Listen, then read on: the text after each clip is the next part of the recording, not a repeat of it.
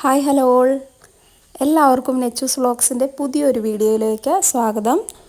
ഇന്നത്തെ എൻ്റെ വീഡിയോ എന്ന് പറയുന്നത് നിങ്ങൾ തംബ്നെയിൽ കണ്ട പോലെ തന്നെ എനിക്ക് കുറച്ചധികം അഗ്ലോണിമ പ്ലാന്റ്സ് കിട്ടിയിട്ടുണ്ട്. ഇത് തന്നത് വേറെ ആരുമല്ല, എൻ്റെ ചേച്ചിയാണ് എനിക്ക് തന്നത്. ഫ്ലവറിങ് പ്ലാന്റ്സിനെ വെച്ച് കമ്പയർ ചെയ്യുമ്പോൾ ഇലകളുടെ ഭംഗിയാണ് അഗ്ലോണിമയുടെ ഭംഗി എന്ന് പറയുന്നത്. ഇതിൽ ഏകദേശം ഒരു 7 വെറൈറ്റി അഗ്ലോണിമ പ്ലാന്റ്സ് ഉണ്ട്. ഞാൻ എല്ലാ പ്ലാന്റ്സും കാണിച്ചു തരാം. ഫസ്റ്റ് എനിക്ക് കിട്ടിയേക്കുന്ന പ്ലാന്റ്സിൽ വളരെയധികം ഭംഗിയുള്ള ബിഗ് റോയ് ഉൾപ്പെടെയുള്ള പ്ലാന്റ്സ് ഉണ്ട്. ഇത് നമ്മളെല്ലായിടത്തും സുലഭമായി കാണുന്ന ഡോണ കാർമൻ ആണ്. അടുത്തതായി എനിക്ക് കിട്ടിയേക്കുന്ന പ്ലാന്റ് ഇത് വന്നിട്ട് സ്നോ വൈറ്റ് എന്നാണ് ഇതിൻ്റെ പേര്. അത്യാവശ്യം റൂട്ടുകളുള്ള ഒരു പ്ലാന്റാണ് തന്നേക്കുന്നത്. അടുത്തതായി നമുക്ക് കിട്ടിയേക്കുന്ന പ്ലാന്റ് ഇതാണ് ബിഗ് റോയ് എന്ന് പറഞ്ഞത്. ഈ പ്ലാന്റ് വളരെയധികം ഇതിൻ്റെ ഇലകൾക്ക് ഭയങ്കര ഭംഗിയാണ്. എനിക്ക് ഏറ്റവും ഇഷ്ടമുള്ള ഒരു അഗ്ലോണിമ കൂടിയാണിത്. നമുക്ക് ഡോണ കാർമൻ്റെ കുറേ പ്ലാന്റ്സ് നമുക്ക് കിട്ടിയിട്ടുണ്ട്. അത് കുറേ ഉണ്ടായിരുന്നു അവിടെ, അതുകൊണ്ട് എനിക്ക് കുറേ പ്ലാന്റ്സ് തന്നിട്ടുണ്ട്. ഞാനതെല്ലാം പ്ലാന്റ് ചെയ്ത് വെക്കണം എന്ന് ഓർത്തിട്ടുണ്ട്. അടുത്തതായിട്ട് നമുക്ക് കിട്ടിയത് റെഡ് എമറാൾഡ് ആണ്. ഇതിൻ്റെ ഇലകൾക്കും നല്ല ഭംഗിയാണ് കാണാൻ. നെക്സ്റ്റ് നമുക്ക് കിട്ടിയ പ്ലാന്റ് എന്ന് പറയുന്നത് എമറാൾഡ് ബേ എന്നാണ് ഇതിനെ അറിയപ്പെടുന്നത്. ഇതൊരു ഗ്രീൻ വെറൈറ്റിയിലുള്ള ഒരു പ്ലാന്റാണ്. ഇലകൾക്ക് നല്ല ഭംഗിയുണ്ട് കാണാൻ. നെക്സ്റ്റ് അടുത്തതായിട്ട് നമുക്കൊരു പ്ലാന്റും കൂടെ ഉണ്ട്. ആ പ്ലാന്റിൻ്റെ കറക്റ്റ് പേര് എനിക്കറിയില്ല. ഇതിൻ്റെ പേര് വൈറ്റ് ടൈഗർ എന്നാണ് ഞാൻ ഓർത്തേക്കുന്നത്, പക്ഷെ കറക്റ്റ് അറിയില്ല കേട്ടോ. ഇത് ഈ കാണുന്നതാണ് അഗ്ലോണിമ. ആർക്കെങ്കിലും ഇതിൻ്റെ കറക്റ്റ് നെയിം അറിയാമെങ്കിൽ ഒന്ന് കമൻറ്റ് ചെയ്യണേ. ഒരു ഗ്രീൻ വെറൈറ്റിയാണ് അതും. ഇതിൽ തന്നെ എമറാൾഡ് ബേയുടെ വേറൊരു പ്ലാന്റും കൂടെ, 2 പ്ലാന്റ് ഉണ്ടായിരുന്നു ടോട്ടൽ. വേറൊരു 2 നല്ല പ്ലാന്റ്സ് കിട്ടിയിട്ടുണ്ട്. സി പ്ലാന്റിൻ്റെ ഡാർഫും സി പ്ലാന്റും കിട്ടിയിട്ടുണ്ട്. നമ്മളിതിനെ പോട്ട് ചെയ്യാൻ പോവുകയാണ്. പോട്ട് ചെയ്യുന്നതിന് മുമ്പ് നമ്മൾ ഫസ്റ്റ് ചെയ്തത്, അതായത് ഇവിടെ എടുത്ത മണ്ണ് കിടപ്പുണ്ടായിരുന്നു. അങ്ങനെ ഞാൻ സാധാ മണ്ണ് എടുക്കുകയാണ് ചെയ്തത്.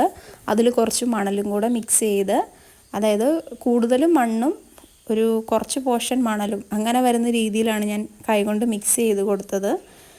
അതായത് നമുക്ക് ഈ 7 പോട്ടിലായിട്ട് 7 ഗ്രോ ബാഗ്, ഞാൻ ഗ്രോ ബാഗാണ് മേടിച്ച് വെച്ചത്. ഗ്രോ ബാഗിലാക്കി ഞാനിത് നടാനാണ് പ്ലാൻ ചെയ്തേക്കുന്നത്.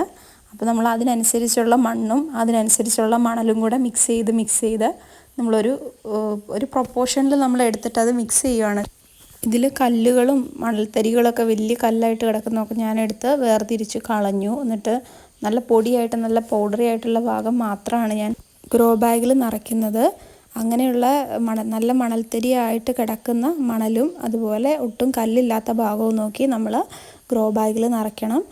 ഞാനിവിടെ ഈ ഒരു സൈസിലുള്ള ഗ്രോ ബാഗാണ് മേടിച്ചേക്കുന്നത്. ഏകദേശം നല്ല രീതിയിൽ ഇതിൽ മണ്ണ് കൊള്ളും. ഇത് നിറയ്ക്കാനാണ് നമുക്ക് ശരിക്കും പാട്. ഇതിൽ ഞാൻ മണ്ണിട്ടിട്ട് നിറയുന്നില്ലായിരുന്നു, അത്രയും വലിയ ഗ്രോ ബാഗായിരുന്നു. അപ്പോൾ നമ്മൾ വെജിറ്റബിൾസിനൊക്കെ ആണെങ്കിൽ ഇത് ഫുള്ള് ഫില്ല് ചെയ്ത് കൊടുക്കണം. നമ്മൾ പ്ലാന്റ്സിനായതുകൊണ്ട് ഇതൊരു 3/4 ഭാഗം മാത്രമേ ഉള്ളൂ ഇട്ട് നിറച്ച് കൊടുത്തിട്ടുള്ളൂ. നമ്മളൊരു 6-7 ഗ്രോ ബാഗ് ടോട്ടൽ നമ്മൾ നിറച്ച് വെച്ചിട്ടുണ്ട്. നമുക്ക് ഈ പ്ലാന്റ്സ് എല്ലാം നടാൻ വേണ്ടി, അതായത് എൻ്റെ കയ്യിൽ ഓൾറെഡി ഉള്ള 2 വെറൈറ്റിയും കൂടെ ഉണ്ടായിരുന്നു. അപ്പോൾ നമ്മളിങ്ങനെ 7 ഗ്രോ ബാഗ് നിറച്ച് വെച്ചിട്ടുണ്ട്. നമ്മുടെ പ്ലാന്റ്സിനെല്ലാം ഞാൻ വേർതിരിച്ചത് ഇങ്ങനെ വരാന്തയിൽ വെച്ചിട്ടുണ്ടായിരുന്നു. അപ്പോൾ ഓരോരോ വെറൈറ്റികളായിട്ട് ഓരോരോ ക്യാരി ബാഗിലായിട്ട് നടാൻ വേണ്ടി എല്ലാം ഞാൻ റെഡിയാക്കി വെച്ചിട്ടുണ്ടായിരുന്നു. പിന്നെ ഇതിൽ ചെറിയ പോട്ട് 2 മേടിച്ചിട്ടുണ്ടായിരുന്നു. ആ ചെറിയ പോട്ട് നമ്മൾ സി പ്ലാന്റ് നടാൻ വേണ്ടി മേടിച്ചതാണ്. ആ പോട്ടിന് ഒരു ഇന്നർ പോട്ടും ഔട്ടർ പോട്ടും ഉണ്ടായിരുന്നു. C plants 2 നടണമായിരുന്നു. അപ്പോൾ ആ മണ്ണും മണലും എടുത്തതിലേക്ക് ഞാൻ കുറച്ച് ചകിരിച്ചോറ് കൊണ്ടിട്ടു. നമ്മുടെ വീട്ടിലുള്ള തേങ്ങയുടെ ചകിരി തന്നെ ഞാൻ അതിൽ നിന്ന് എടുത്തിട്ട് മണ്ണിലേക്ക് ഇട്ടതാണ്. അല്ലാതെ നമ്മൾ വാങ്ങിച്ചതൊന്നുമല്ല, നാച്ചുറലി തന്നെ അത് നമ്മൾ ഉണ്ടാക്കിയെടുത്തൊരു ചകിരിച്ചോറാണ്. എന്നിട്ട് ഞാനത് മണ്ണിൽ നന്നായിട്ട് മിക്സ് ചെയ്തു. അതായത് ചകിരിച്ചോറിൻ്റെ അളവ് വളരെ കുറവായിരുന്നു. കുറച്ചും കൂടെ ചകിരിച്ചോറ് ഇട്ടാലും കുഴപ്പമില്ല. ഞാൻ കുറഞ്ഞ അളവിൽ, അതായത് ഇങ്ങനെയുള്ള പ്ലാന്റ്സൊക്കെ വെയിലടിക്കാതെ നമുക്ക് സൂക്ഷിക്കണമെങ്കിൽ കുറച്ചെങ്കിലും വെള്ളം നിൽക്കുന്ന രീതിയിലായിരിക്കണം അതിൻ്റെ പോട്ടിങ്ങും കാര്യങ്ങളും വരേണ്ടത്. അപ്പോൾ ഞാൻ കുറച്ച് ചകിരിച്ചോറ് അതിലിട്ടിട്ടുണ്ടായിരുന്നു. നമ്മളിപ്പോൾ പ്ലാന്റ് ചെയ്ത് കഴിഞ്ഞാലും കുറച്ച് ദിവസം കഴിഞ്ഞിട്ടേ ഉള്ളൂ അഗ്ലോണിമാസിനാണെങ്കിലും ഈ സി പ്ലാന്റ്സിലാണെങ്കിലും നമ്മൾ വെള്ളം സ്പ്രേ ചെയ്ത് കൊടുക്കുകയുള്ളൂ. സാധാ പ്ലാന്റ്സിൻ്റെ പോലെയുള്ള വാട്ടറിംഗ് ഒന്നും ഇതിന് ആവശ്യമില്ല. 2 പ്ലാന്റ്സും നമ്മൾ ഇവിടെ തൽക്കാലം നട്ട് വെച്ചിട്ടുണ്ടായിരുന്നു. ഒരു ബോക്സിൽ കുറച്ച് മണ്ണെടുത്തിട്ട് അത് നമ്മൾ മെയിൻ പോട്ടിലേക്ക് മാറ്റുകയാണ്. ഒരു ബൾജ് ചെയ്തിരിക്കുന്ന ഒരു കിഴങ്ങ് നമുക്കതിൽ കാണാൻ സാധിക്കും. ഇത് സി പ്ലാന്റ്സിൻ്റെ ഒരു പെക്യുലിയാരിറ്റിയാണ്, ഇങ്ങനെ ബൾജ് ചെയ്ത് നിൽക്കുന്ന കിഴങ്ങുകൾ. നമ്മളതിനെ പ്ലാന്റ് ചെയ്യുകയാണ്. ഞാനിപ്പോൾ ഒരു കൈ കൊണ്ട് വീഡിയോ എടുക്കുക, ഒരു കൈയിൽ ചെടി വെച്ചിട്ട് അങ്ങനെയാണ് ഇപ്പോൾ പോട്ട് ചെയ്തുകൊണ്ടിരിക്കുന്നത്. അങ്ങനെ നമ്മളതിന് അത്യാവശ്യം മണ്ണും, അതായത് ആ പോട്ടിൽ കൊള്ളുന്ന മണ്ണേ അതിൽ കൊള്ളുള്ളല്ലോ. അപ്പോൾ നമ്മളെന്തായാലും അതിന് കുറച്ചധികം മണ്ണിട്ട് കൊടുക്കുന്നുണ്ട്. കുറച്ച് വലുതായി കഴിയുമ്പോൾ നമ്മൾ ആ പോട്ട് ചേഞ്ച് ചെയ്യുകയോ എന്തെങ്കിലും ചെയ്താൽ മതി. അപ്പോൾ ഈ CC പ്ലാന്റ് നമുക്ക് നന്നായിട്ട് ഹൈറ്റൊക്കെ വെക്കുന്ന പ്ലാന്റാണ്. ഡാർഫ് എന്ന് പറഞ്ഞാൽ ഒത്തിരി വളരത്തില്ല, ഹൈറ്റ് കുറഞ്ഞ് നിൽക്കുകയുള്ളൂ. ഇനി നമുക്ക് സെക്കൻഡ് ഡാർഫാണ് നമ്മൾ നടാൻ പോകുന്നത്, CC ഡാർഫ്. ഈ പ്ലാന്റ് എന്ന് വെച്ചാൽ ഹൈറ്റ് കുറഞ്ഞിട്ടേ നിൽക്കുകയുള്ളൂ. നമുക്ക് മറ്റേ CC പ്ലാന്റ് പോലെ ഒത്തിരി ഹൈറ്റ് വെക്കത്തില്ല. നമുക്ക് സാധാ CC പ്ലാന്റിൻ്റെ പോട്ട് എന്തായാലും കുറച്ചാവുമ്പോൾ ചേഞ്ച് ചെയ്ത് കൊടുക്കേണ്ടി വരും.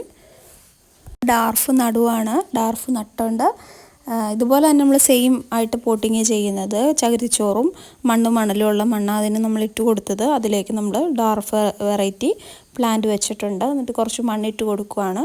നമ്മൾ കുറച്ച് ദിവസം കഴിഞ്ഞിട്ടേ ഉള്ളൂ ഇതിന് വാട്ടറിങ് ഒക്കെ ചെയ്യുള്ളൂ. ഇത് സൺലൈറ്റ് ഒന്നും ഒത്തിരി ഇല്ലാത്ത സ്ഥലത്ത് വേണം കീപ്പ് ചെയ്യാൻ. നമുക്ക് ഇൻഡോർ ആയിട്ടൊക്കെ സെറ്റ് ചെയ്യാൻ പറ്റുന്ന നല്ലൊരു പ്ലാന്റാണിത്. നമ്മൾ ആദ്യം തന്നെ നട്ടത് റെഡ് എമറാൾഡാണ്. റെഡ് എമറാൾഡിൻ്റെ ഇല കാണാൻ നല്ല ഭംഗിയുണ്ട്. അത്യാവശ്യം വലിയൊരു പ്ലാന്റ് ആയിരുന്നു ഇത്.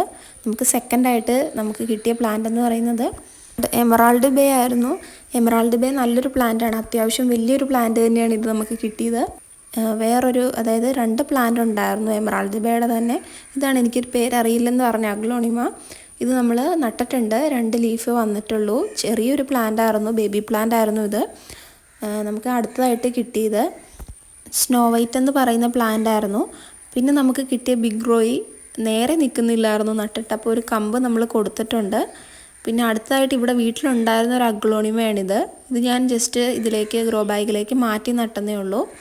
അടുത്തതായിട്ട് നമുക്ക് കിട്ടിയത് ഡോണ കാർമനാണ്. നമുക്ക് അടുത്തായിട്ട് കിട്ടിയ പ്ലാന്റ് എന്ന് പറയുന്നത്, അത് നമ്മൾ 2 ഒരു ഗ്രോ ബാഗിൽ തന്നെ നട്ടിട്ടുണ്ട്. ഇത് എനിക്കൊരാൾ തന്ന പ്ലാന്റാണ്. പ്ലാന്റ് എന്ന് പറയാൻ പറ്റില്ല, അതിൻ്റെ സ്റ്റെം മാത്രമേ ഉള്ളൂ.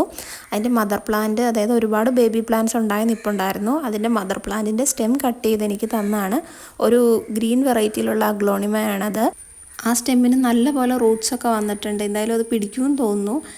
മറ്റ് പ്ലാന്റ്സിനെ വെച്ച് കമ്പയർ ചെയ്യുമ്പോൾ അഗ്ലോണിമ പ്ലാന്റ്സിന് വാട്ടറിങ് ഒരു 2 or 3 ഡേയ്സ് കൂടുമ്പോൾ ജസ്റ്റ് വാട്ടർ ഒന്ന് സ്പ്രെഡ് ചെയ്ത് കൊടുത്താൽ മതിയാവും.